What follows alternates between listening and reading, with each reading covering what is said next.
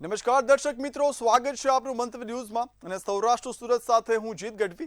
સમાચારની શરૂઆત કરીએ। મહત્વના સમાચાર રાજકોટથી મળી આવ્યા છે। મનપાના આરોગ્ય વિભાગના દરોડા સામે આવ્યા છે। ભેળસેળિયા વેપારીઓ સામે આરોગ્ય વિભાગની કાર્યવાહી સામે આવી છે। 1226 કિલો ખાદ્ય જથ્થો પણ ઝડપી પાડ્યો છે। મીઠાઈ, ફરસાણ અને સમોસા વાસી મળી આવ્યા છે। 53 વેપારીઓને ત્યાં ચેકિંગ હાથ ધરવામાં આવ્યું છે। 42,000નો દંડ પણ વસૂલાયો છે। 4 દુકાનોને તંત્રએ સીલ કરી હતી।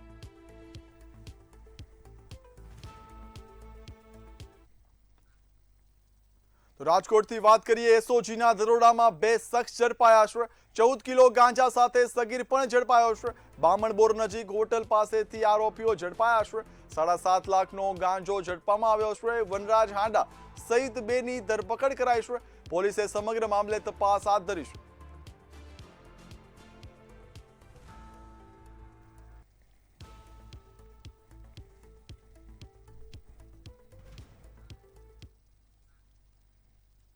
તો સુરેન્દ્રનગરથી મહત્વના સમાચારની વાત કરીએ। લીંબડીમાં 3 દિવસથી વરસાદી પાણીની સમસ્યા યથાવત છે। પાણી છે તે ભરાયા છે।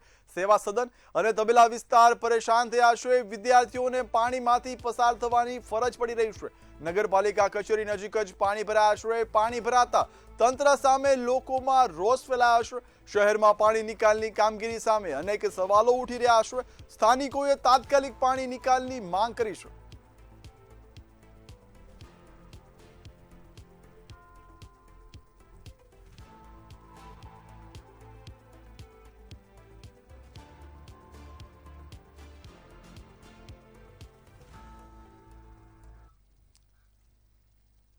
તો અમરેલીથી વાત કરીએ। સાવરકુંડલામાં દિવાળીના કોકડા બનાવતા દુર્ઘટના સર્જાઈ છે। દારૂગોળો બનાવતા 17 વર્ષીય યુવક દાઝ્યો હતો। ઇલેક્ટ્રિક ઘંટીમાં શોર્ટ સર્કિટથી આગ લાગી હતી અને શોર્ટ સર્કિટથી યુવક ગંભીર રીતે દાઝ્યાની ઘટના સામે આવી છે।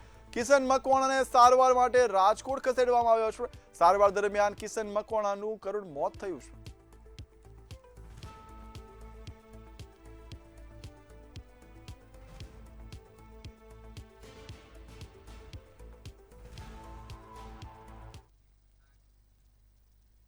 હવે નજર કરીશું અન્ય સમાચાર પર।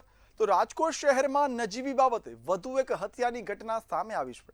રૂખડિયા કોલોનીના 23 વર્ષીય ઉમંગ ઝાખેલિયાની તેના જ મિત્રોએ હત્યા કરી હોવાનું પોલીસ તપાસમાં ખુલ્યું છે। સોશિયલ મીડિયા પર આરોપીની બહેન સાથે વાતચીતના રોષમાં આરોપીએ ઉમંગને ચા પીવાના બહાને બોલાવી પાઇપ વડે હુમલો કર્યો હતો। પોલીસે ચારેય આરોપીઓને ગણતરીની કલાકોમાં ઝડપી આગળની કાર્યવાહી હાથ ધરી છે।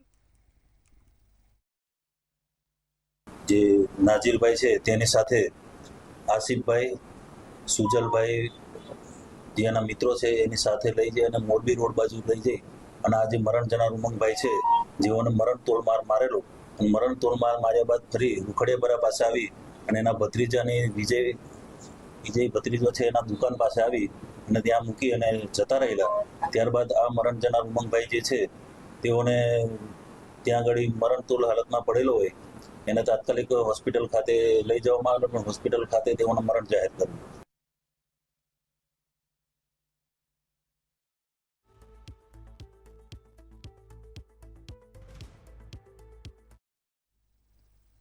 રાજકોટના જેતપુરમાંથી પોલીસની સતર્ક કામગીરીનો વધુ એક કિસ્સો સામે આવ્યો છે।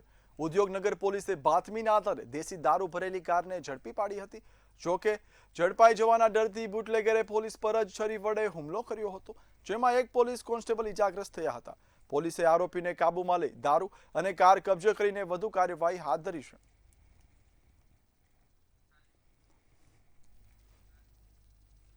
રાજકોટના ઇન્દ્રપ્રસ્થનગર સહિતની સોસાયટીઓમાં ખરાબ રસ્તાને લઈને સ્થાનિકોમાં રોષ ફાટી નીકળ્યો છે। વર્ષોથી રોડની સમસ્યાનો ઉકેલ ન આવતા મહિલાઓ સહિત મોટી સંખ્યામાં રહીશોએ થાળી વેલણ વગાડી વિરોધ નોંધાવ્યો હતો। કાચા રસ્તાને કારણે ચોમાસામાં ભારે હાલાકી ઉપરાંત સોસાયટીમાં સાપ આવવાની પણ ફરિયાદ છે। સ્થાનિકોએ તાત્કાલિક પાકા રસ્તાની મૂળભૂત સુવિધાઓની પૂરી પાડવાની માંગ કરી છે।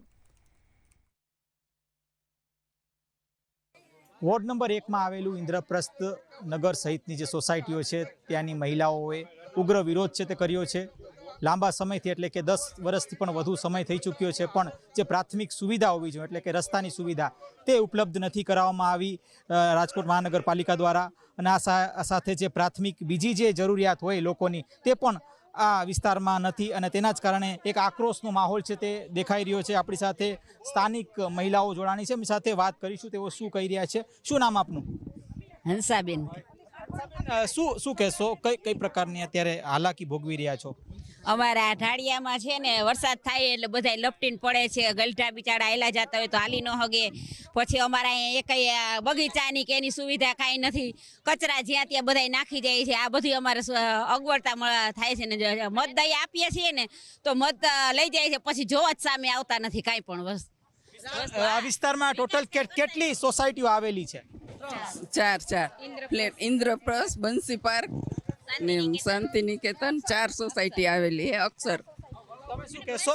હા, પાર્કમાં તો ત્યાં સામે તમે એકવાર જોઈ જાઓ કેવા ખાડા છે, કેવા વાહન હલાવે છે, ભૂગર્ભ નથી. મહિને ને મહિને અમારે સાફ હાથે કરવી પડે છે. હા, લાઇટું નથી, કાંઈ ગટરનો તો બહુ જ પ્રોબ્લેમ થાય છે. અને તે તમે અહીંયા ખાલી જોઈ તો જાઓ કેવા કચરા નાખી ગયા છે. પ્રાથમિક કઈ પ્રકારની સુવિધા અહીં નથી, શું કહેશો?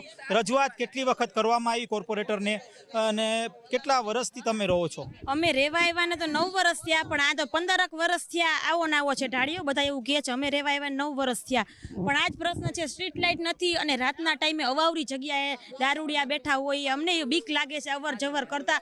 અમારી એક માંગ છે, સ્ટ્રીટ લાઇટ તમે અહીંયા નખાવો અમારી એરિયામાં, તો અમારે શું નાના બાળકોને લઈને અવર જવર કર્યું હોય તો અમને પ્રોબ્લેમ ન થાય એમ. અને ઢાળીઓ રિપેર કરાવો સર અમારો, બસ.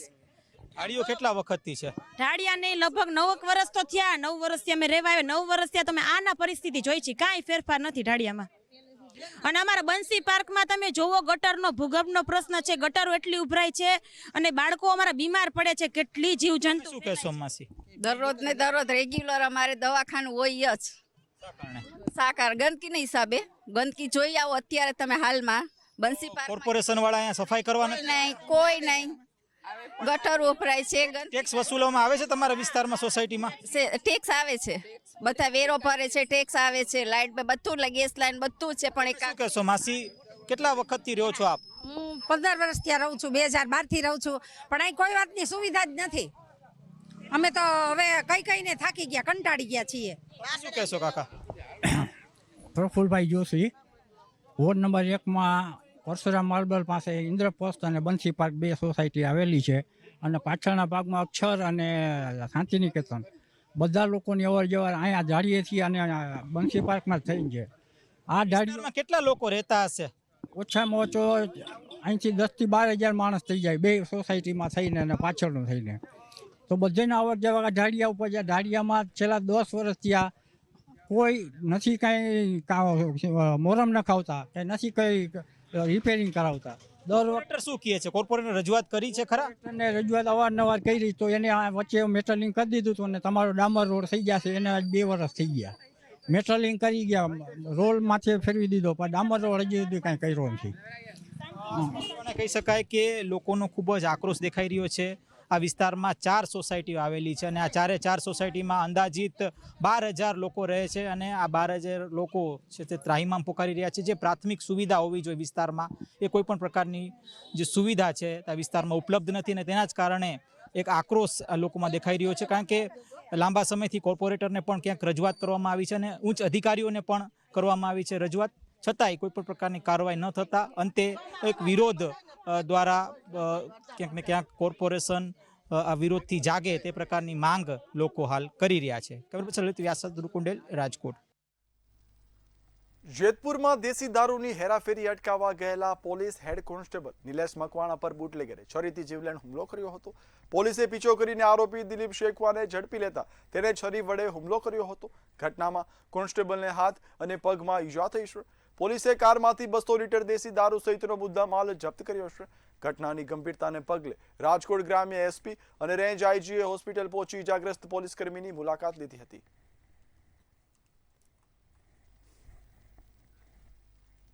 રાજકોટ જિલ્લાના ઉપલેટામાં રખડતા આખલાઓનો આતંક જોવા મળ્યો છે. શહેરના ગાંધી ચોક વિસ્તારમાં બેફામ બનેલા આખલાઓએ 2 લોકોને અડફેટે લેતા વિસ્તારમાં અફરાતફરી મચી હતી.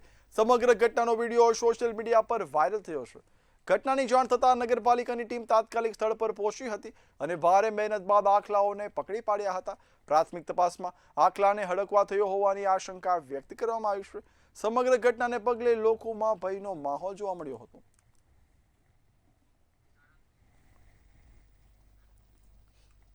જામનગરની આયુર્વેદ યુનિવર્સિટીમાં BAMS પેપર લીક મામલે તંત્રએ મોટી કાર્યવાહી શરૂ કરી છે.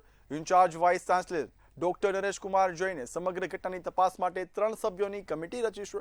કમિટીમાં 2 પ્રિન્સિપલ સ્તરના અધિકારીઓ અને એક્ઝામ કંટ્રોલ બોર્ડના સભ્યોનો સમાવેશ કરાયો છે. VCના જણાવ્યા મુજબ પરીક્ષા પૂર્ણ થયા બાદ બપોરે પેપર લીકની માહિતી સામે આવી હતી. હવે તમામ પાસાઓની ઊંડાણપૂર્વક તપાસ હાથ ધરાઈ રહી છે.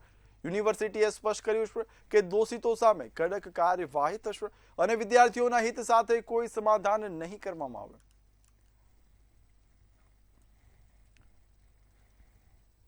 જામનગરની આયુર્વેદ યુનિવર્સિટીમાં BAMS પરીક્ષાના પેપર લીક વિવાદને લઈને વિદ્યાર્થી આંદોલન શરૂ થયું છે. અખિલ ભારતીય વિદ્યાર્થી પરિષદના નેતૃત્વમાં મોટી સંખ્યામાં વિદ્યાર્થીઓ અને કાર્યકરોએ યુનિવર્સિટી ખાતે વિરોધ પ્રદર્શન કર્યું હતું. વિદ્યાર્થીઓએ વાઇસ ચાન્સલરને આવેદનપત્ર આપી સમગ્ર મામલે નિષ્પક્ષ તપાસ કરવાની માંગ કરી છે. તેમજ પેપર લીક કાંડમાં સંડોવાયેલા જવાબદારો સામે કડક કાર્યવાહી કરવામાં આવે તેવી પણ માંગ ઉઠાવી છે.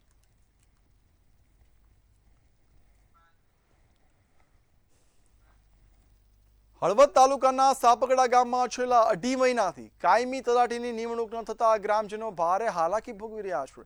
જન્મ મરણના દાખલા, પ્રમાણપત્રો તેમજ અન્ય સરકારી કામગીરી માટે લોકોને વારંવાર ધક્કા ખાવા પડી રહ્યા છે. તલાટીની ગેરહાજરીને કારણે વિકાસના કામો પણ અટવાઈ ગયા છે, જેને લઈને ગ્રામજનોએ તાત્કાલિક કાયમી તલાટીની નિમણૂક કરવાની માંગ ઉઠાવી છે.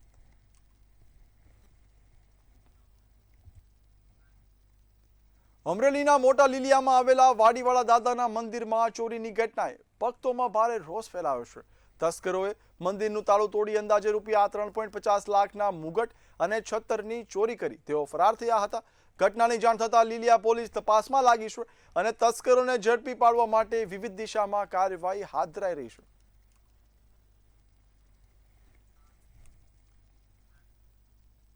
જૂનાગઢ જિલ્લાના માંગરોળ પંથકમાં ચોમાસાની માછીમારી બંધ દરમિયાન નિયમોનો ભંગ કરનારાઓ સામે મરીન પોલીસે કાર્યવાહી હાથ ધરી છે.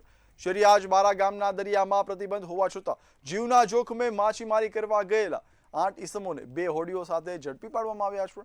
સરકાર દ્વારા ચોમાસા દરમિયાન દરિયામાં માછીમારા કરવા પર પ્રતિબંધ મૂકવામાં આવ્યો છે. તેમ છતાં નિયમોનું ઉલ્લંઘન કરવામાં આવ્યું છે. બાતમીના આધારે માંગરોળ મરીન પોલીસે દરિયામાં જોઈ કાર્યવાહી કરી હતી. ઝડપાયેલા તમામ લોકો સામે કાયદેસરની કાર્યવાહી શરૂ કરવામાં આવી છે. તેમજ પોલીસે માછીમારોને નિયમોનું પાલન કરવાની અપીલ કરી છે.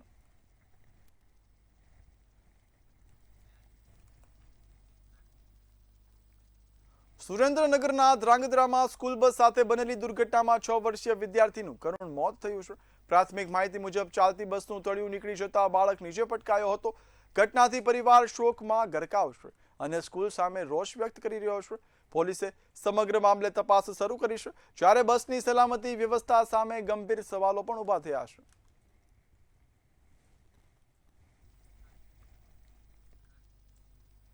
ખેતરોમાં ખાનગી કંપની દ્વારા વીજ લાઈન નાખવા મામલે સરકાર દ્વારા વળતર અંગે નવો પરિપત્ર જાહેર કરાયો છે, પરંતુ ખેડૂતોને આ પરિપત્ર પણ માન્ય નથી. ત્યારે ખેડૂતો દ્વારા પરિપત્રના વિરોધમાં આજે સુરેન્દ્રનગર જિલ્લા સહિત આસપાસના ગામના ખેડૂતો દ્વારા સુરેન્દ્રનગર મેળાના મેદાનથી કલેક્ટર કચેરી સુધી વિશાળ રેલી યોજી વિરોધ પ્રદર્શન કરાયું હતું.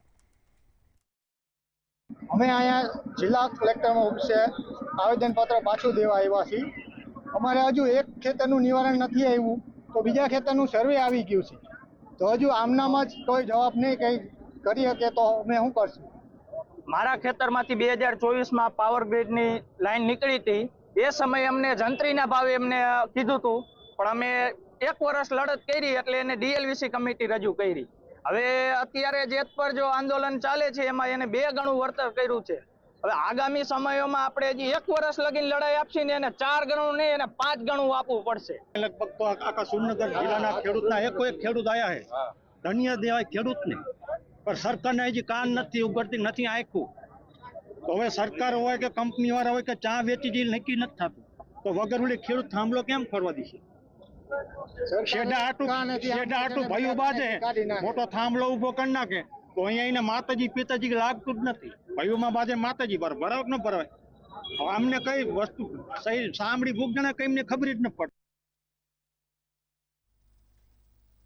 સુરતના ભાઠેનામાં આવેલી શાળામાં દિવ્યાંગ બાળકને શિક્ષણ દ્વારા માર માર્યાનો આક્ષેપ કરાયો છે. 6 વર્ષીય માસૂમ બાળકને ઢોર માર મારવામાં આવ્યો હતો, જેના કારણે તેના પીઠના ભાગે મારના નિશાન જોવા મળ્યા છે. બાળકને સારવાર માટે સિવિલ હોસ્પિટલ ખસેડવામાં આવ્યું છે. સમગ્ર ઘટનાને લઈને પરિવારજનોએ શાળાના આચાર્યને ઉડાવ જવાબ સામે પણ રોષ વ્યક્ત કર્યો છે. પરિવારે હવે સમગ્ર મામલે ન્યાયની માંગ કરી છે. એડમિશન લીધું હતું ને તે ટાઈમે અમે ટીચરોને પ્રિન્સિપલને જાણ કરી હતી કે મારું બાળક થોડુંક ઓછું સમજે છે, બરાબર બોલતું નથી, એ ઓપન હાર્ટ સર્જરી વાળો છે, એને આગળ ખેંચ તણાવ આવી ગયું હતું, થોડુંક માઇન્ડ ડેવલપ એનું ધીમું છે.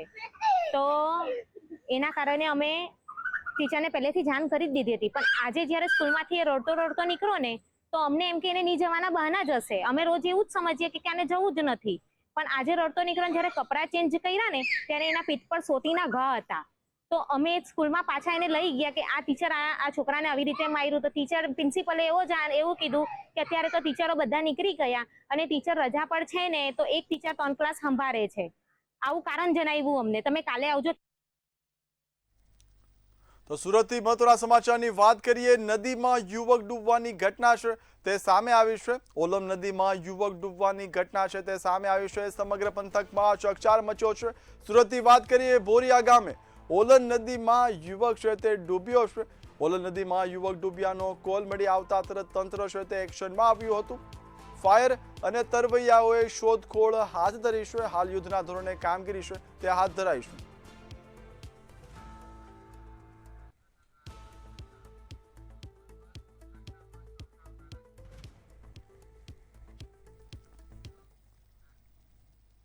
તો સુરેન્દ્રનગરથી વાત કરીએ, ધ્રાંગધ્રામાં સ્કૂલ બસ જે ઘટના બની હતી તેને લઈને ચોંકાવનારા ખુલાસા છે તે સામે આવ્યા છે.